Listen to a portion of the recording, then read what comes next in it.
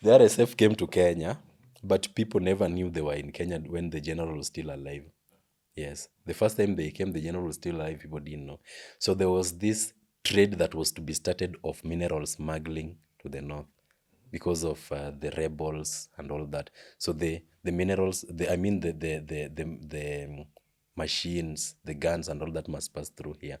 So these guns were being put inside the concrete. Welcome to our 5th episode of the Raia Active Podcast. Polo Kimani here. And today I have a very interesting guest. His name is Akal Simba. Most of you don't know about him, but just take a moment, listen. This is a man who I respect very much. Just to give you a brief history.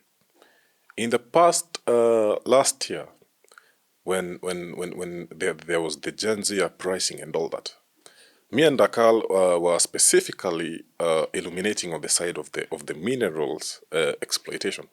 Now Akal happens to be coming from a place called Migori. Migori, where I think some of you in the past last year but one, there was so many headlines. Barabara inatengenezwa, and then there's all these rocks, shiny rocks that have been discovered on the road. Mr. Akal, habari yako? Ngozalama, how are you? I'm good. Mko mzima? Kabisa. All right. Migori. Unatoka Migori wapi? I lived in Migori, but I come from Mabe. Oh, I think it's still So general geographical semantics, I understand the whole region well. Okay. So I'd love you to touch on that kidogo tu kabla nikuambie kunaendaje.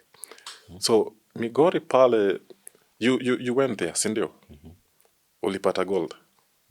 There's a lot of it, si ndio? And I'd love to know. There was a documentary I was doing kidogo, and I realized some of the people who own these mines are people like there was Obado, the governor Obado. And I'd love to know why some of the gold recovered obtained from these mines, why it's never written, why it's never documented on the government on the government records to say this is what we have found here. Well, it just goes to the syndicate, the gold syndicate in Dubai. How does it find its way there? Oh, basically about the gold industry in Kenya. Yeah. I think there is over time we've been getting a lot of misinformation. I think you can remember there was a time you were really so much vocal on this area. Yeah, the minerals. Yeah. That was also. Yeah. Actually, tulipepeta sana. People don't really understand that the magnitude to which this mineral thing in the whole mining spectrum. So if you look at, for instance, gold, the reason why I decided to scourge that sector so much and find out what really is going on. There is one time I was doing some little investigation through books, and then I came to realize that the biggest gold vein in the world is found in Kenya. In Kenya, yeah. And I was like, this doesn't make any sense. But then when you dig deep, you see, once you are a scholar, you're also someone who likes digging deep into information. Yeah. Just getting so much curious into something. If you see a cup, you look at the structure and you're like, how did this thing come to form? Yeah. So then you look at the mapped structure. If you parcel out the map of Kenya and look at, if you look at the mineral records that were done in early 60s. That was done by the Russians. They were the Britons in the early 60s. That was obviously after the massive colonization, the Maasai's leaving Mount Kenya. I think you can remember the 1911 Lenana Treaty with the Britons and all that. So these people came, parceled out the map of Kenya, then they looked at geographical places where they can get massive minerals from. Yeah. Then we get back to now this issue of Kenya having the biggest gold vein in the world. It runs all the way from the northern of Kenya. North Kenya, yes. Running through Nyanza, going all the way to the Mara. It runs all the way to the south to Tanzania. Okay. So you see, gold is a certain funny mineral. If you find a tincture of gold here, you dig here and you find gold, be rest assured that this thing, it moves like a thread. Okay. Gold doesn't form like diamond. Gold doesn't form like diamond. It is something that moves like a thread underground. So when you go to Makalda right now, Makalda because mines. Makalda mines in Migori, Yeah. there is massive mining going there. And to me, I would call it mineral exploitation. Because I would, if I look at that, I would not say there is anything sensible or rather tangible based on that mining that is improving the economic table of Kenya. Yeah. It is just being controlled by the political elites. Even the residents aren't. No, they don't benefit. If you look at the women rep, I gathered quite an intensive information. If you look at the women rep of that area, sometimes they bring the Chinese over there. Yeah. And of course, the people who mine there are the locals, mostly the ones who are doing the dirty The work. dirt work. They are the locals. Now you get a local is going to come with 3 sacks of gold ore. Najua it's formed of dust, Azile rocks, huh? the rocks and all that, because they don't have the machinery, Yeah. or rather the financial prowess to sniff these ores to get the clean gold. Yeah. So they sell the gold that the ores that are not been clean. So the rocks and also the Chinese. Huh? Yes. Do you think the people lacking these machines to exploit the gold properly, is it intentional? Because I've been asking these questions and all I'm hearing is we do not have the capacity. I think that is very intentional. There was a time you talked about this, I remember, and people were like, there were people who were against, they were saying it's not intentional, it's Kenyans who don't want to work smart. Yeah. But to me, I would say this thing is intentional. Of course, it started all the way during the 60s, if you look at all those documentations and all that. Yeah. But you look at the new mining laws, the 2016 mining laws. The 2016 mining laws, I would say that 90% of those laws were not done to favor the people of Kenya. Because first, those laws were not even written by the Kenyan legal specialists. Yeah. There was a legal office that was hired from America. And they came and wrote those mining laws. And something so fascinating is that the person who oversaw the process was the then Deputy President William Ruto, the current president. Yeah. Yes. So most of the things that were written there, they were written for the benefit of the elites and not to benefit the common mwananchi. Speaking. Sorry, just now that you've mentioned their laws in Kenya are made by members of parliament. What was their involvement? Because a law cannot pass without having gone to parliament. That is a very good one. See, when you are a president in a country, when you have the parliamentary legitimacy, or rather in good political word, the normal one that people know, when you hold the parliament hostage, there is no law you can't pass. I think we remember when Ruto came to power in 2020, the first thing he did was he started buying in members of parliament from different political parties. Because you realize that if you have active members of parliament who are subservient to you, there is no law you can't pass. So long as it's going to benefit you, fine, you are going to pass that law. So if you look at the 2016 mining laws, I even raised this issue with the current president wa Law Society of Kenya, Faith Odhiambo, and then they were like, we are going to look into this matter. I never saw anything after that. So they were able to pass these laws because Jubilee was dominant during that time. Speaking of Ruto, it is alleged that there are some mines he also owns in Narok. Is it Kilimapesa? Kilimapesa belongs to Ruto. There was rumors. There was documents indicating that. But then, would be generally okay. Allegedly, that is what is being said. I think there was also I was receiving information that these mines are guarded by the RDU, the Rapid Deployment Units. These guys are like supposed to be dealing with terrorists and all that. Yeah. But now they are protecting mines. It's a whole shamble of drama. That does make sense, because I don't think if a local citizen would have such kind of a magnitude of security over property, that needs someone, a state officer, quite of a very high caliber. So to me, it does make sense. If it doesn't belong to the international elites, the ones who are still here, of course we know then it belongs to a local elite, Yeah. that caliber of number one. What do you think is the input of the Ministry of Mining? Oh, I've actually been looking at them. There's nothing they are doing. It's always been photos of them doing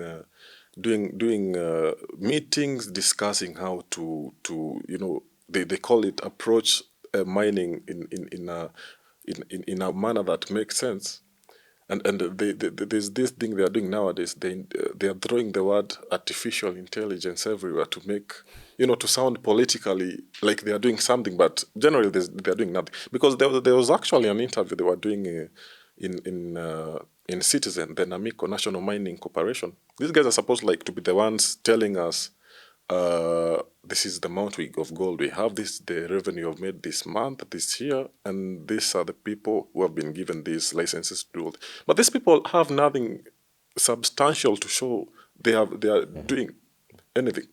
The only thing they are doing is probably drinking chai, waiting for 5 so that they can go back home. Their contribution to this mining industry is zero. If I'm being fair to them, zero. How would you rate them at zero? And just, I think, a year or 2 years ago when they told us they found cobalt in Embu, I think Kitui or... It was Embu. That was Embu. Embu. Yeah. But you look No. at- As in, I'm just highlighting maybe some of the achievements, if you are to call is them not an that. achievement. It's not an achievement. That is not an achievement. To me, is that really an achievement? Yeah, actually, what happened? They didn't find it. They realized it was being stolen, and stones were big. And they were not benefiting. and they are not benefiting. So the Chinese wakarushwa chini ya basi amtoi kitu. We are going to ban the whole thing. This happened. Let me get back to the books now. This happened immediately. The number one went to Japan. Do you remember there was this trip to Japan where the president went and then he was given 300 billion. Alone. That is a lot of money. And then this money, it's quite fascinating that every single amount of money that come in the mining sector doesn't come as a loan. People just don't realize. Because let's look at it this way.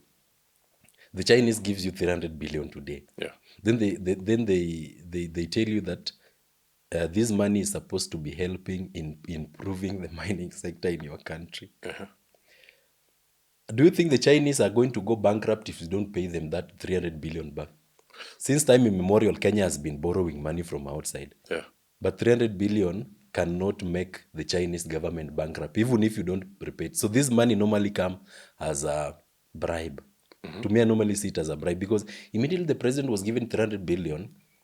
There is a company that came to Kenya, the Japan Nippon Export. Japan Nippon Export came to Kenya and they started doing geophysical survey of our mines in Kenya so that they can pick the points they feel have those kind of minerals they need. Another one. I think there was one also done that was done by Uhuru Kenyatta. Another geophysical and geospatial survey. The data that was Still collected. Japan? No, not Japan. It was done. I was being told it was done by the Kenyans, but it was done very discreetly under the supervision of the DCI, and it was worth, I think, 7 billion. 7 billion loan was taken from the Exim Bank of China. So if that means that information has never been disclosed to anyone. They don't disclose this information to the public. The amount of minerals we have in this country, if you do the statistics alone, for example, let us look at gold, for instance. Right now, I think gold has hit $120,000 per kilo. That is per kilo, $120,000 per kilo. And then gold normally leaves this country in tons through Ethiopia. In tons. So if you combine the gold in this country, the oil in the north, which up to now, they've not come clear to tell us what happened to the oil in the north. The information is very vague. Then we now go back again to the minerals that are needed in the electricity sector. Like the coltan, we talked about that. Yeah, the one from Embu that was getting stolen by the Chinese. Yes, the coltan. So you realize also currently the world is developing and this AI and robotics and all this. So people also should know that coltan feeds AI robots. Without coltan, AI robots are meaningless. Yeah, the chips. So that is how expensive this thing is.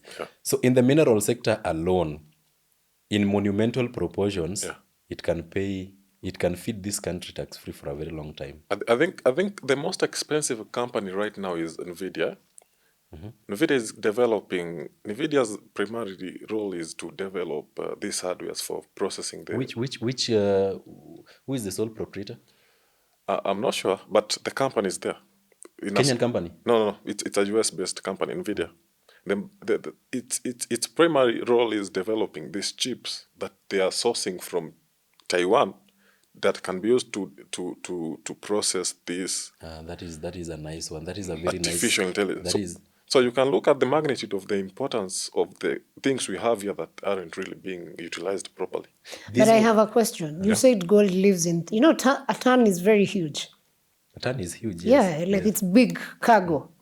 How can a whole ton live and we can't tell it's gold going out? This sounds like those Historia Jab. Absolutely. This is something that not so many people come to realize. Let me tell you something about the government. The government is so powerful that if they realize that you know something, they make sure that you look at it as a conspiracy. So when they start doing something, they do it in such a way that if you start investigating it, the investigator looks at it and is like, this looks like a conspiracy. It doesn't make sense. Ni bangi. You see, look at it this way. Gold can be exported inside concrete. Yeah. Inside concrete.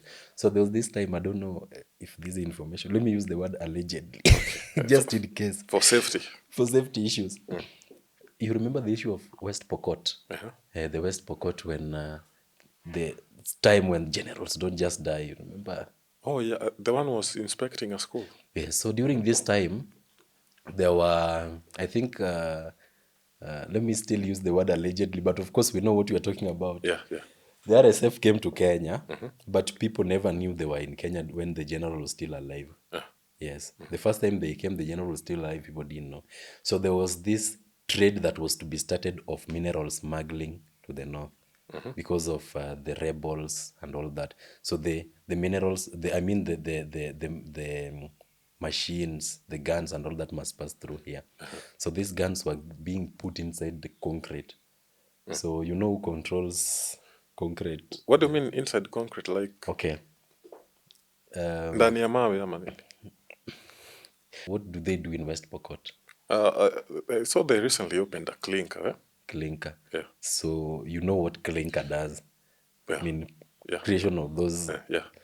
So you can see a big trailer might pass here carrying something sort of an hollow concrete. Yeah. But then inside it, there are things that are being starched inside there. So they pass through the north and then they get to Sudan. Okay. So that is the same strategy that is being used with exportation of gold, yes. So ideally, you can't live from Kenya. The minerals? The gold. The gold. Is it that there's too many red You see, steps it's smuggling. Yeah. But there are laws that, of course, talks about that as well. So this is pure smuggling. It's a sector that not so many people want to talk about.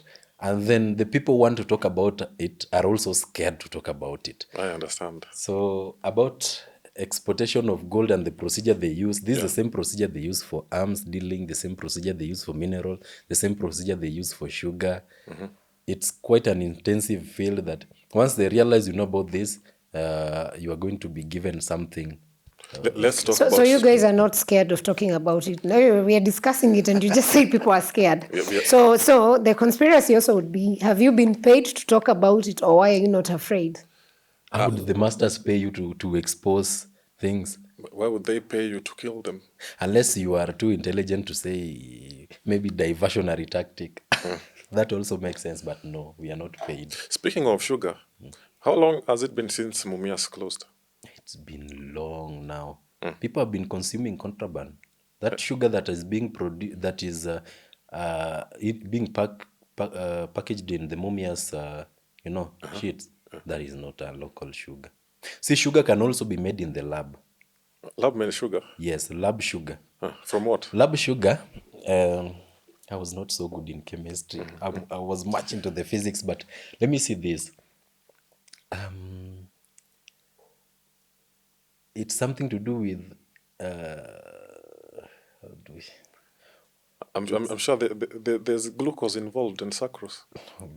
not really. Okay. You see, sucrose, the sucrose glucose is also something that is processed. Okay. So you can't use something that is processed to process another thing. Oh. So the processed thing is always the end result. But this is something that is being done step by step using chemicals in the lab. This is in Kenya. Not in Kenya, in India. Okay. Yeah. So I'm speaking out of situations. I'm not certain. So I'm assuming this sugar is coming from Brazil Okay, Brazil or produces Dubai, Brazil produces sugar. yeah, or Argentina. The one consumed here. Yeah. Of course, we don't have one company that is giving people sugar to consume in Kenya. But I'm basically talking about Mumias here. Yeah, Mumias. This sugar comes from India. India. Yes. Okay. You look at these local networks that the president has created since he came to power. They are not just ordinary networks. Yeah. Remember, there is good treaty between India and Kenya right now. Oh yeah. Very, very, very good. I saw the treaty. president. I saw the president. Prime Minister Yeah. Was it the prime? Modi? Modi, Prime Minister. He was congratulating Raila. I don't know for what, but I saw that. After He was Raila just wished wishing him a birthday. happy birthday. Then Raila, oh yeah. And then there is also good treaties between Bill Gates and India. Oh. But then we understand, you see, 1 + 1 can, it makes sense now. Once they produce this sugar in India, this sugar comes to Kenya through Somalia. Oh. They normally trade charcoal a lot. Yeah, there was actually a documentary about that, the business that is going on. Charcoal. At the Somalia coast. Yeah, the charcoal being exported to Dubai. Was it Dubai? Yes. So sugar. So it's that protection that they are given to make sure that the sugar comes in. So they protect this sugar. It lands into the Kenyan border through Somaliland. It gets into Kenya. It gets packaged into the Mumias packages. So what happens to our farmers, bro? But then now, Wanachoma matani na miwa yao. when you've monopolized every single industry in a country to make sure that you are solely benefiting, then of course people are going to suffer. You see, we've got a certain kind of a government that a syndicate organization in form of a government where they want to benefit in everything, including making those the pencil timber stuff here. The graphite or the mbao? The mbao, not leave alone the graphic, the mbao here, they want to make it. That is why they are cutting trees all over. So speaking about this issue of sugar, issue of minerals, issue of other industry like the cement industry, Yeah. all these industries have been monopolized to benefit only one person. Niliona mpaka tiles jo, huyu jamaa ameingia mpaka, he's importing tiles. Very greedy, very greedy glutton. We are not supposed to be surprised, by the way. Nakumbuka this guy, there is a time, of course, allegedly and speculations. Yeah, but hear. you see, let me tell you, one thing, if you ever hear something comes to social media and so many people are talking about it, it's not so far from the truth. Yeah. There is nothing bad as money that is not circulating in the economy. Yeah. When you have 1,000 Kenyan shillings, and then these 1,000 Kenyan shillings, you add it in the house, you're not doing anything with it. Be rest assured that the area you are in, there is going to be a problem if someone has a shop there. This stock is not going anywhere because you've hidden your 1,000 Kenya shillings in there. When this stock is not going anywhere, meaning this shop owner cannot bring in more stock because there is no money. You can't bring in more stock when the stock you have has not been depreciated. Okay. Money moving, huh? Money moving. So he has money and then he's hiding this money for his own, maybe future benefits, his family and all that. Because I don't see anything sensible that this guy is doing with money right now. I think it's just. I think he's now convincing himself he's playing the long game. Huh? Still less money, bribe people, call teachers to your state house, lie to them it's a public house when the last month you said it's a protected area, bribe them so that they can re-elect you again, then steal more. So he's playing the money game because he's aware that Kenyans need money right now. I think he's a purposeless. I don't know what then after this. Now, what more would you want as a man? Of course, it's money. Yeah. Kulikuwa na conversation na some other friend of mine. How much money do you think is enough, Akal? there is one thing about human beings. Human beings have insatiable interest. They are so. If you give a human being 1,000 today, they want 2,000 more. So I think it's just something that is embedded. People have engrossed themselves in a lot of unnecessary desire. Greed for things you don't need, but you feel. I don't think necessarily it's even greed. I think it's just you feel happy when you get more of whatever it is, even if it's not helping you. Oh, I've defined greed, isn't it? Absolutely, nashanga kwani. That is greed, Kwa nchi actually. gani? So what happens? I think I told him eventually. I'm getting a little bit philosophical here, but eventually, when you realize you didn't actually need the money, because in real sense, the only money you need is the one to keep your stomach full. Because hata ukiwa na 1 billion, I was telling him this, ukiwa na 1 billion, it doesn't mean your stomach now gets 10 times bigger to eat one sack of rice because you can afford it. Yeah. It's all great. The only money you need eventually, I think it's even for that, for buying your coffin. You're being mean. Let me ask you something, guys. When you look at the mineral sector and how the colonial governments have influenced, and when you go to countries like Burkina Faso where the guy has decided to cut off, where are we? Wow. Personally, if I would say, if I would compare the comparison between Burkina and Kenya right now, we are behind. Fam, we are so behind. You look at it in this way. If Burkina managed to chase away France, and then in like 3 months, they had started producing their own gold ingots, and from the industry, from the mines to the industry, and actually putting them out there so that people can see and selling them, we are so much far behind. In the mineral sector, you look at the mining sector has been held hostage. Each and every cabinet secretary for mining who comes in does not do his work. The work he does is a book sheet that comes from the State House to show him how to do his work. So we are so much behind because the guy in power gives the cabinet secretary of mines a book sheet to control that work. And then also the guy in power is being given a book sheet by the ones controlling him. By the ones controlling him. Because if you look at it, okay, hypothetically speaking, there are people controlling him. That one we know. I think there was some speculation that part of the deal that comes with the loans Kenya gets from countries like China is to give them access to mines like to minerals. Yeah, and wanaambiwa we are going to come with. That's why even there was a case in Migori where these guys they were operating a gold mine. They were arrested. They were deported. 6 months later, they came back. They were arrested. So how much neo-colonial power is in mining? I would say a lot. It's percentage-wise speaking, I'd give it 89. Because I think the government will never display what they know is going to affect them.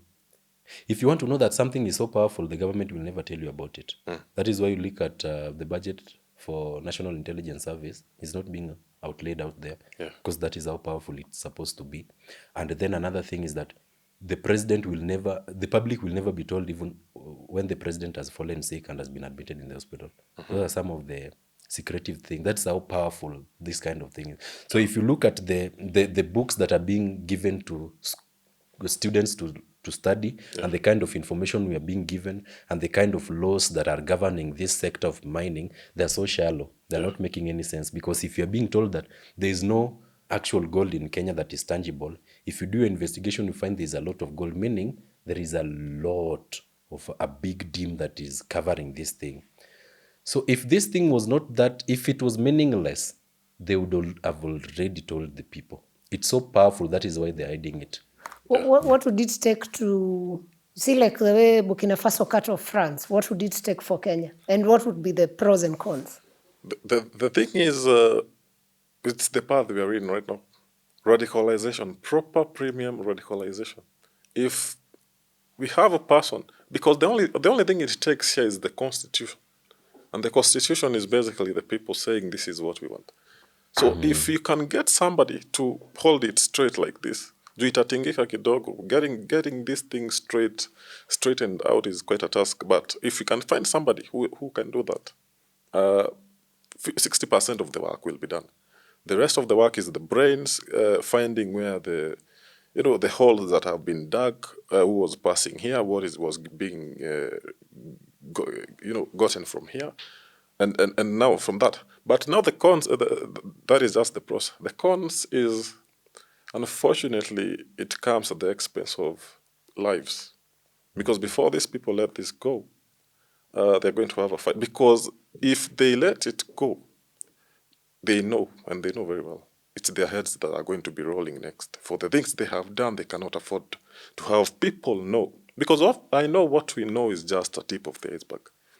There are things they have done. There are things they are planning to do. There are things the people they predecessed have done that they cannot afford to do it. That's why you saw when Raila went and gave Ruto a handshake, he told him it's Uhuru who had sent him, because these people know it's their heads that are going to be on the table. It's a lot of there's a lot of drama around it that can be resolved if we continue on the path we are right now. I'm not saying we go to State House. I'm not saying we start not paying tax. All I'm saying is that is what it takes. So generally, the leaders are the problem. The people are the constitution are okay. Of course, but also there's the issue. In as much as we are here, these leaders are kidogo. They are a reflection of the people. But that does make sense. Yeah. I talked about erotomania adaptation, right? Yeah. Erotomania adaptation, a scenario where, let me give it this example. When you go to somebody who's been living in Kitusuru for a long time, the fresh environment and all that, then you take this person to Kibra. Yeah. They're going to like the sewage smell and all that. Yeah. Then this person is going to stay in Kibra for the first 1 hour. This thing is really going to affect him. Then the second hour, this person starts see when you adapting. You start adapting to the smell and then all that. Erotomania adaptation. So the people see what their leaders do. Yeah. Then over time, they feel like this is normal. I think that is the problem. So that does make sense to me. Yeah, because also there's the fact that at Assisi, me and you, I'm not going to deny, sometimes, although I really try not to do it, I practice a small corruption. It's just that mine, I do it in small ways, but the politicians, now it's big ways. So now they are the good fathers. So mine is a reflection of, their sins are a reflection of mine. It's just that mine are not illuminated as much as theirs are. So, but my bottom line is, it's not just them who need to change, because we also need to do something about how we, bribing cops, doing things intentionally because you can bribe your way out of it. And that is just how corruption develops to what it is our President Ruto is doing. Yeah, so by the time you are elected as a leader, Polo is now a member of parliament for Kasarani. Yeah. You had started practicing this thing in small magnitude. You're just going to do it. So now you become a pro in it by the time you're elected. Yeah, and you want more and more. And that's what you spoke about humans. Unaanza na kidogo, ukienda ukitaka mingi. Then you grow in it. Then you'll never stop. So how does the presence of minerals in a country affect it on the geopolitical space? Let me tell you something. Like I said, right now, the biggest company, the most, the company that has the biggest network, and its employees are actually racking a lot of money, a lot of dollars in terms of salary. NVIDIA, it just creates softwares for this artificial, because we're in another era, right? The artificial intelligence. NVIDIA is the most expensive company right now. And whatever it is they are using to create the artificial intelligence, whatever it is that is hosting it, whatever the computation and all that, these things, they don't have them there. The only thing I think they have is, the only thing I think they are not sourcing from Africa is lithium. Lithium is they are sourcing it from Bolivia. But in terms of coltan that has tantalum and tungsten and gold for the chips and the cobalt and all of these things, the Asia and the West cannot thrive without us. Then maybe why is Africa not powerful on the geopolitical space, yet we have the raw materials that are used by everyone on the first world? I think that one, personally, I would say it's because of management. One thing, okay, we've got the economic spectrum of it, the social part, and then the political. But the biggest magnitude of it is political. Yeah. And then we come to understand that nothing happens by accident in politics. If something happened, it's by design. So it was well planned and calculated. So if you look at Africa, for instance, there is that fear of well-being. Africans themselves, first of all, they've developed a certain kind of thing in them that, can we really stand alone? Look at Somalia, for example. If Somalia is let free, it's just that people don't always like talking about this. Somalia can threaten United Arab Emirates. Yeah. It's so rich, it's so vast in minerals. It can actually become a superpower. So you come to Somalia, you look at Somalia and you look at the threats Somalia can give your country. As Saudi Arabia, what are the things that we are known in right now that if another country tried to be subordinate of the same, we are threatened? You look at them, then you look at who are these people who can produce this thing. You land in Somalia. Then the only way you can make sure that Somalia cannot be competitive is by decentralizing it, pumping war. Yeah. So that is why you find out that these third world countries, the developed ones, are so much vast in sponsoring these wars. So the wars are by design. Then the African leaders themselves, they also have that kind of fear in them. To stand. Because of course, the way you talked about a price to pay for the same. I don't think there is an African leader, or maybe there is, I'm not so certain, who is willing to pay the price of death right now for the same. If you just imagine about how life is, you say, let me play by the book. Because even Ibrahim Traoré himself ran to Russia. Currently has a treaty with Russia, right? For protection. So I don't think Africa themselves, they have got that. They've engrossed a certain analogy in them that we cannot stand alone. We've been given the inferiority complex. The inferiority complex over time. So a child grows and then something... It starts in school, by the way, because you are being told when you take a child to school, the only thing they think of is that if I'm not number one, I'm worthless. Right? So people forget that you cannot measure the intellectual capacity of a human being using one exam. So you go and do KCSE and you don't score a C+ and you're like, oh, my life is done.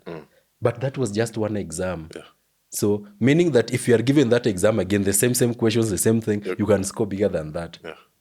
So it has been a matrix all along. People have been put in a kind of semantic that you cannot get out of. It is the same thing that applies in Africa. So why is South Africa doing better mineral-wise compared to any other African country? That is something that I think South Africa is doing so bad. I think there's been a media, what do you call it? PSYOP or whatever it is, lying to false the public. Information. South Africa is actually doing so bad.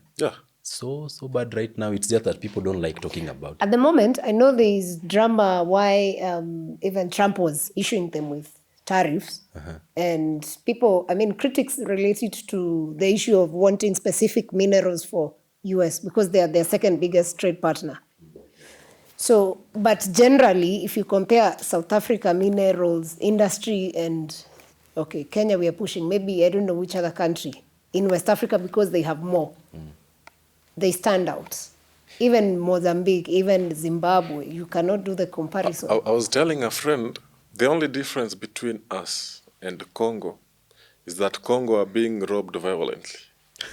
And us, we are being robbed subtly. But the robbing is constant. The robbing is the robbing is the same. The means is different. The means is different. So there isn't really much difference And there's a reason they haven't disclosed that geophysical survey that was done, because it's going to change the whole narrative that we have been sold. The only thing we have been getting fed is it diatomite in Kariandusi, ile tuliekewa fertilizer, it's all that. But the bottom line is there's an awakening that is happening. That's why the South Africans are now aggressively going after the Mzungus, because even after they were told they were given independence, the ones running these mines were actually the Mzungus who were left there. So there isn't really much development because it's not benefiting them. And there's always been this conversation about South Africa has GDP, Kenya has higher GDP than Tanzania. But the GDP means nothing when the big money is only moving, in this layer of the big people. Mm-hmm, okay? Yeah. So the bottom line is people are now realizing this. And it's going to be very tough to change the narrative, because there isn't really anything new they can add to try and diffuse the aggression that is now building in people, the eye-opening things. So that is it. Soon, I believe, we'll be somewhere where we can say we started and we have come from far. I still have hope. How do you think because Traoré chasing France from his country has been an inspiration to many young Africans. Yeah. I'm not sure about the leaders that are in power, whether he's an inspiration, but just that whole idea of getting the white man out, how do you think that is influencing Africa, and even maybe in terms of leadership? Mm-hmm. That, to me personally, I would say it's been a milestone, because the only thing Africa needs right now is a spark. I think we can all remember when Traoré took over power, and then the first thing he just did what many Africans really desired by telling the whites, you know what, it's now time, just pack and go. Yeah. I think it is during this time that there was a lot of spark from other African countries, then Kenyans, demonstrations and all that. Then all of a sudden, other African countries, then international demonstration. And I think right now there is also a wave of new beginning that is going on around the universe. Each and every generation comes with their own fundamental principles that they want the people to hear, or rather the government to outlay out there. So I think that issue of Ibrahim Traoré, I think it has ignited something so powerful among the African states. Because if you look at the neighboring countries, the Mali and of course the other one, Niger, they've also adopted to the same. Yeah, and it is actually working for them. I saw after that they're forming a certain kind of unification between the three countries so that they can get away from, is it ECOWAS? It's called Sahel. Yes, alliance the Francophone countries. Yes. I also saw they exited the ICC. They said it's incapable. It has shown it's incapable of combating the thing. But then I think that also makes sense, because why, if somebody does something wrong here, why do we take them to be given a sentence over that side while we can also do it over here? Yeah. But still, that again brings us to the question, are we really capable of doing this ourselves? The thing is, we have been convinced we are incapable. But now on, people have realized these people are in special. I think it's one of those narratives we hear when, was it Nabongo Mumia? Mm-hmm. Who told during the pre-colonial period. So kuna mahali ilifika, they thought the Wazungus were superior, and these people, we cannot fight them. But again, they went to war and then came back. They realized these people bleed just like us. Yeah. So there isn't really anything special about these guys. We just got to believe in ourselves. Okay, that's very interesting. Yeah. I don't know if you guys have seen the president of Botswana tried the same, Duma Boko. He's tried the same. Like, he's young, he was elected, and he's young, and the guys were very happy. And they have a lot of diamond.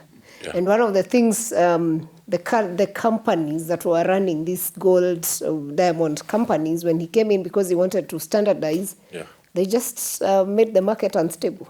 They want to close down, and they can't do nothing with it for now. Yeah. So what next?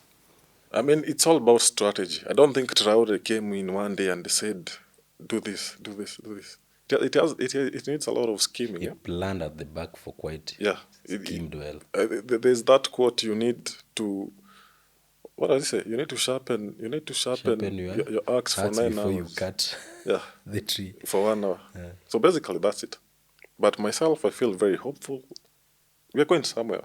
Though we might have been sold the defeatism mentality that your rebellion means nothing. You amount to nothing when it comes to tackling these guys. But that's just the narrative even the Wazungu sold us. So I'm very hopeful. You're hopeful? Very much. Okay, I like that. He mentioned that Traoré decided to look towards Russia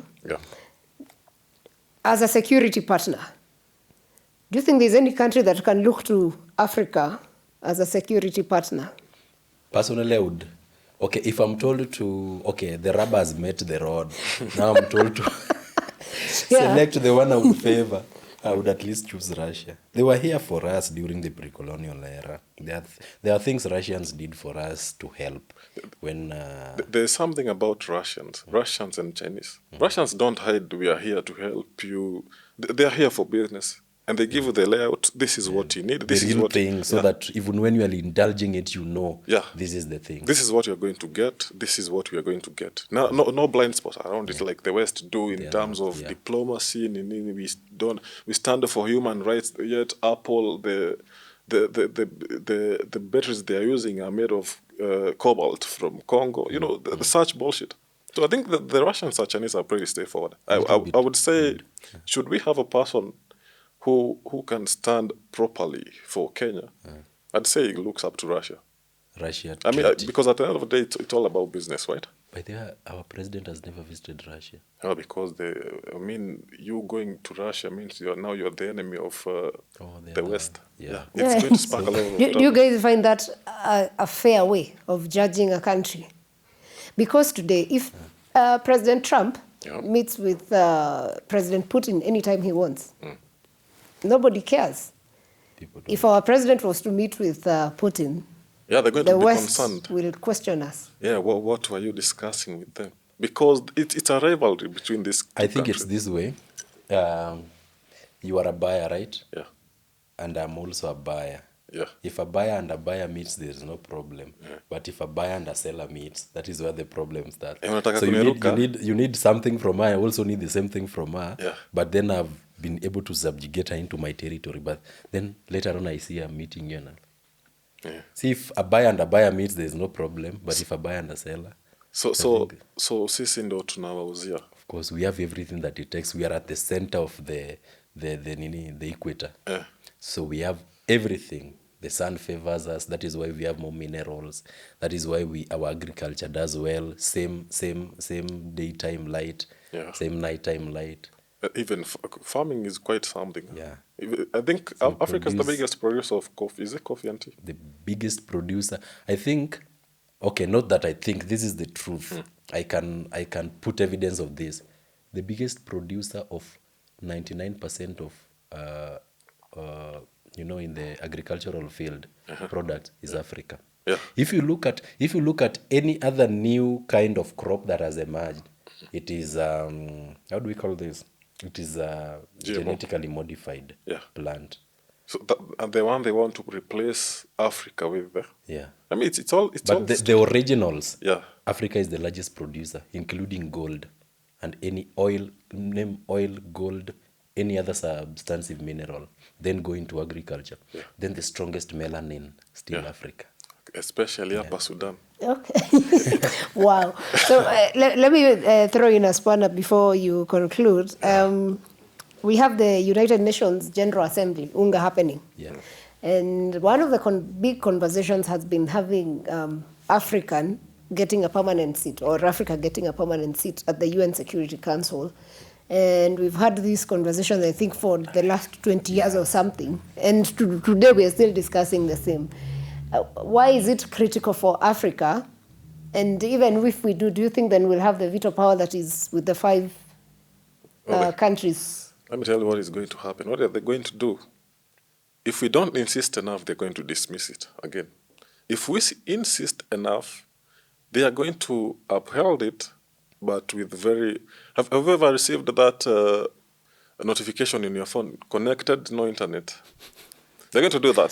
So you're here, but your presence... that is... Your presence means nothing. Eh? So veto power zero. Yeah, so it's just to make So you you're just feel... therefore by design. Yeah, okay. yeah. I'm sure they're going to add clauses to that. You can have veto power, but you cannot do this and this and this. That's what they're going to do. So I can bet my net worth on it. The little I have. Hey, you must be rich. Because I think the security sector is one of the most, if you look at protocol, the security sector has got a lot of magnitude. Yeah. So there are a lot of things that are being discussed there. But then I think the reason why they don't want any of us to be a part of it, because the most important thing they're discussing there is the exploitation over this. Oh, it does. Yes. How to guard everything that they're exploiting. Then imagine you are in a table where people are discussing on how they can come and raid your home. Yeah.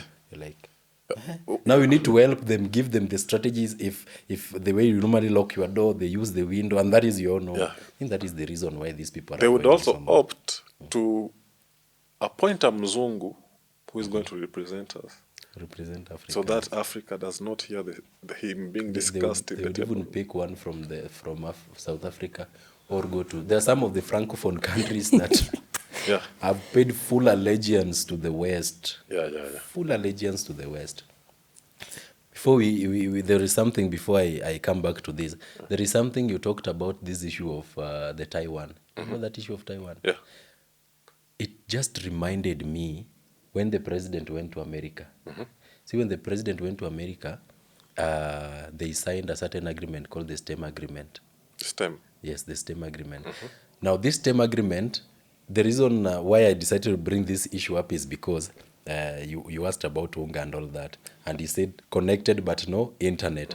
So you sign a STEM agreement, but the things that are embedded behind this STEM agreement are not necessarily factoring to STEM and whatever we know STEM is. The agreement was solely about creating a multinational industry in Naivasha in Olkaria. I was in Olkaria 2 weeks ago to just go and survey. Then I took a small photo there. I didn't want to post a multinational industry for the creation of microchips because of the war between Chinese and Taiwan. Oh, so local made them... This is going to be funded. The industry is going to be foreign owned. Yes, foreign owned, but they are situating it here. So they are using that... So is that a good or a bad thing? It's extremely bad because bad. You need where are you going to test a microchip if it's not us, our body and all that?